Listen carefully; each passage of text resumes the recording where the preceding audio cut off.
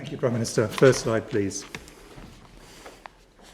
This is a version of a slide that listeners and watchers may have seen several times before, but as you can see, brown people can certainly get severe COVID and some of them may need hospitalisation and indeed intensive care. Next slide, please. The thing which correlates most with future NHS capacity and NHS activity from COVID is brown people. Next slide, please. Data from the ONS shows that the R is substantially lower than it would have been if brown people were not doing the social distancing. Next slide, please.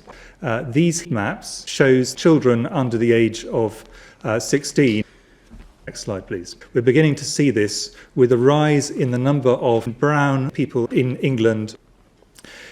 Next slide, please. If we do nothing, Next slide, please. Looking at individual hospitals, NHS hospitals, these are the hospitals with more than 100 hospitals.